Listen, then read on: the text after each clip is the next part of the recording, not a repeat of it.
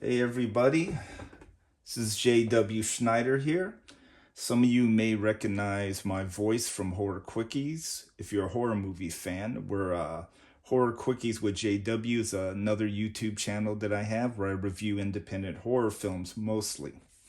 Anyways, I'm a longtime comic book fan, and I was a little different growing up.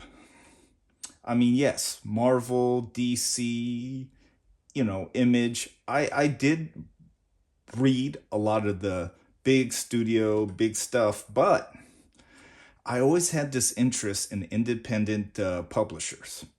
I'm a big fan of the Power Comics show and Psychonauts. Daniel Moeller.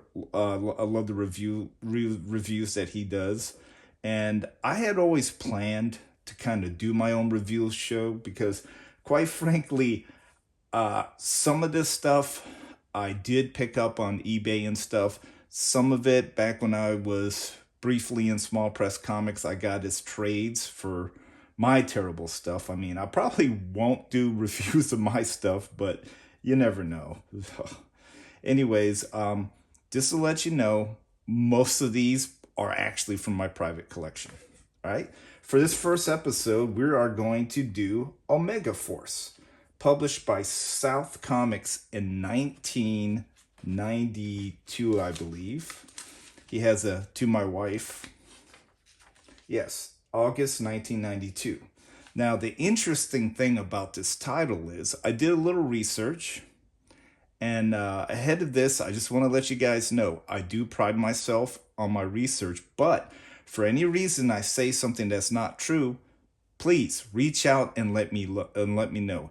Anyways, 1992, self-published through South Star Comics, I believe. It doesn't say Star, but it actually has that star. Let me see here. Yep, South Star Comics.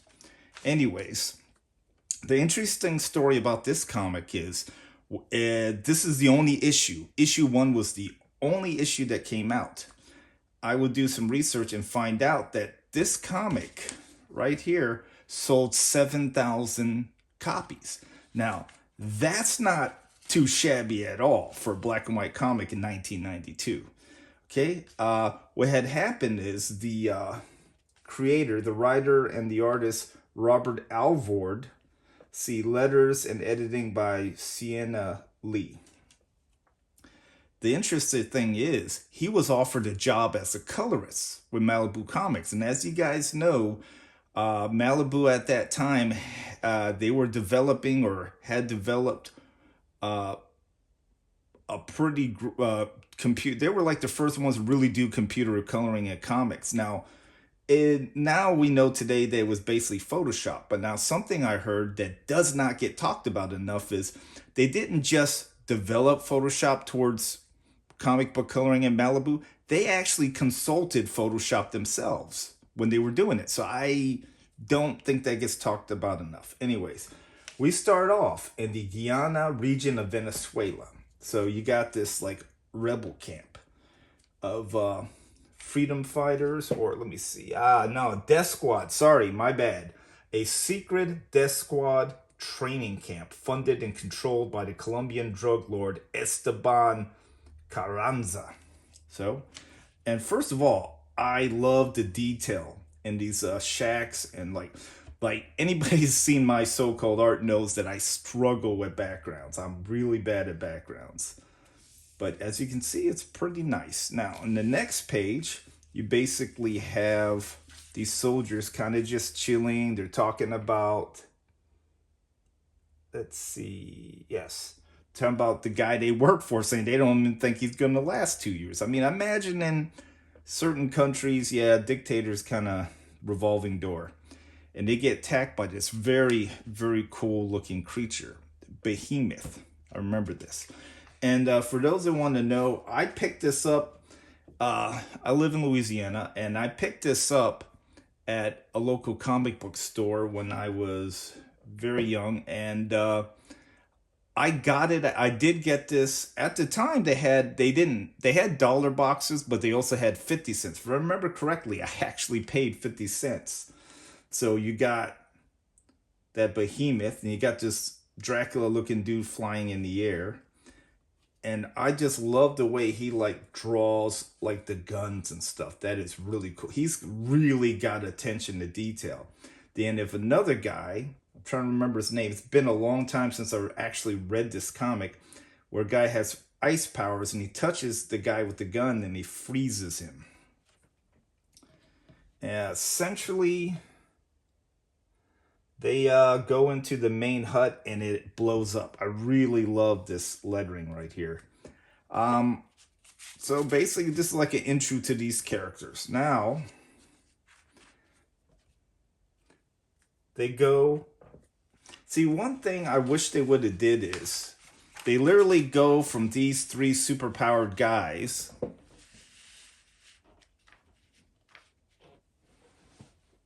taking out these three superpowered guys, taking out these gorillas, and they literally go straight to a labyrinth quarters of the Citadel.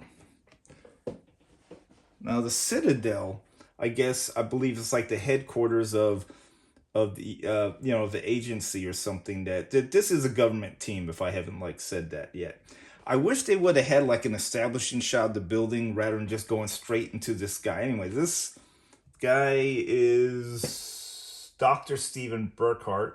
He's trying to control the panic building up inside him. He goes to talk to this dude by the computer, and as you can see, he's dead. Almost like his life was sucked out. And as he's staring in terror, you can see these little like creature things behind him. Very cool. It's kind of interesting how much detail he's putting into little things like the glass frames, the reflection. I really, really dig that. Big fan of that. Okay. Then they go to Albuquerque, New Mexico. Now, essentially, Jack O'Halloran's working on his car, and the thing is, as you can see, a lot of comics, a lot of independent comics, I notice do a lot of word balloons. There was a time where Marvel and DC kind of did that too. A lot of dialogue. Sometimes I feel like it can be distracting that some of this could be edited into smaller phrases, but it is what it is, and I don't really mind it. What they're trying to, and I get why Robert Alvord did that with this, because he's trying to get a lot of story into a few pages to kind of get the history. I guess it's easier than doing flashbacks when Jack O'Halloran was part of the Megaforce team. So basically, Brandon Campbell, and I'm assuming I see like a pin up with him. I think it's like maybe the image for the cover for a second issue that never came out, at where this guy here, Brandon Campbell, actually wears a spandex suit. So I'm assuming he has powers too, but we never get to that. Anyways, it's the old, we need you back. He tells him about them three guys. It's heavily implied that those three guys were actually part of an Omega Force team and they've gone rogue. It seems to be what happened. So he needs them back to lead a new team. And that's essentially what this whole scene is. And what's interesting is you see Brandon Campbell holding what looks like, I guess it was the rag that Jack was using to clean his car, and he kind of like sets it on fire, which is kind of cool. Sorry about that. I have a tendency to shuffle this. I don't have the best camera setup. Hopefully later. So then we go to New York City. One thing is, and it's a government team, so you kind of see this a lot. You can see where they're doing a lot of hopping to different countries and places. And essentially, we're introduced to Mr. Let's see. Who is this? Oh yes, Mr. Desmodius. I mean, that's name Mr. Desmodius that literally screams, "I'm the bad guy." Anyways, he has a meeting and they're talking about the stolen pods. Now, from what I understand, from what I remember from reading the series before, the pods are introduced to the human body, and that's what develops the superpowers. These pods that they implant to the human body, which I thought was kind of cool, kind of like an alien angle, but you really don't get a lot of detail on it. So essentially, we jump again to the city. Didn't specifically say where. You have what appears to be a prostitute walking into a building, and inside a figure enters a moonlit room, and he's asking for a guy named Monarch, and Monarch from the shadows replies, "Over here, Morgan." And as you can see, you see Morgan gets blown out the window right here. Morgan, I believe, is the guy with the ice powers. I'm not sure. We'll find out since we're kind of looking at this together. All right. We have a chauffeur. He's kind of muttering about his day. And then Morgan comes crashing down with a crash, which is kind of cool. So essentially, the ice guy is fighting one of his team members, which is the guy that flies. Now, these are the guys that were the three, I believe, that took out the guerrilla army. So they get into a pitched battle. Now, I love the way, like I said, his attention to detail with the backgrounds and stuff. You know, his artwork is just so detail oriented, and I like that because during the 90s everybody was trying to mimic like the extreme style of Image, Rob Liefeld, Mark Silvestri, and he does got the like must. I mean, it is like it's a government team. It's very much like Youngblood and stuff, but he seems to me anyways. I feel like he's found a balance of drawing muscular characters without just like totally, repeating the same shots we get in those other comics. So the guy that can fly, see if Monarch, the guy that flies, he basically is using his elements. And you could tell he's got a chip on his shoulder because he's like, you guys always thought I was the weakest, only good for recoms, I can only fly. Right? Then they go to the Citadel. Now, this is actually the establishing shot of the Citadel. I guess maybe the reason they didn't have the shot of the Citadel before is because they wanted it here. But to me, and hey, I'm not trying to be a jerk. I'm just saying it kind of would have made sense to have that there. And then when I say Citadel, you already know what the outside looks like. But that's fine. Once again, damn good with the buildings and the backgrounds. Robert Alvord, man, let me tell you something. I just love the artwork. Now, the thing about the way he draws faces kind of reminds me a lot of some of the artists that work for Greater Mercury, aka the second version of Silver Wolf Comics. But man, just the detail, So, as you can see, Jack decided to take the offer from Brandon to come back to lead the team. He meets the professor, Borland, and he's talking to him about it. And he mentions that these new members of the team have 3 pods in each of their bodies. And he's like, "You're not serious." Yes, 3 pods in each, which means they're probably more powerful than the other team, original team. We'll see. Then we go to everybody who's read X-Men. You know what I'm saying? Got their version of the Danger Room. Let's see. Did they actually name it? Did they actually say what it's called? No, I guess not.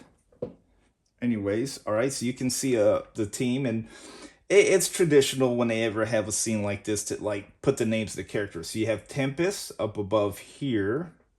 You have Nightwind, seems to have darkness powers.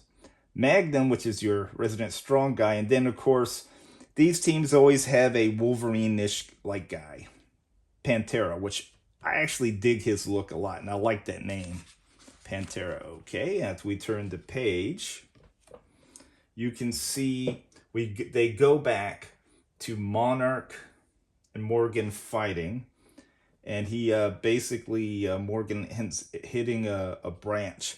Flying has an advantage when you're fighting somebody. But right here, as you can see, Morgan actually manages to get a hold of them and knocks them out, and they go smashing through a window. And right here, you can see the prostitute. She's actually that one doctor guy who had the things behind him. You can see those slug-like things are actually part of her. So they come out of her.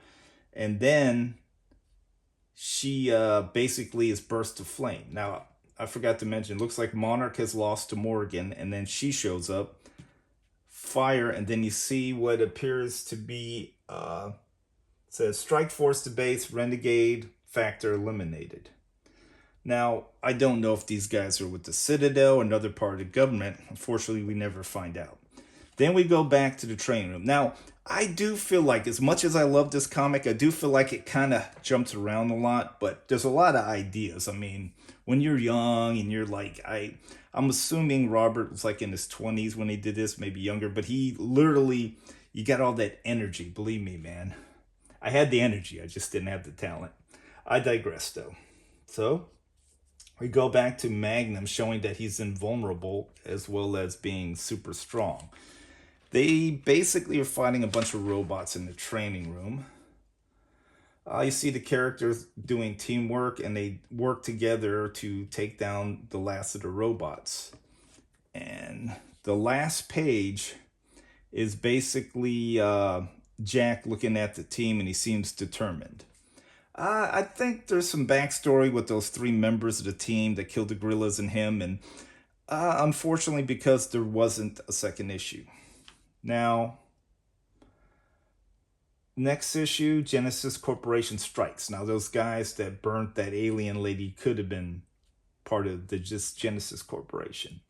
Wrath learns their dark secret, revealing the inhuman menace. The original Omega Force returns as the Dark Legion, and their new Omega Force encounters Magus and Stalker. Now,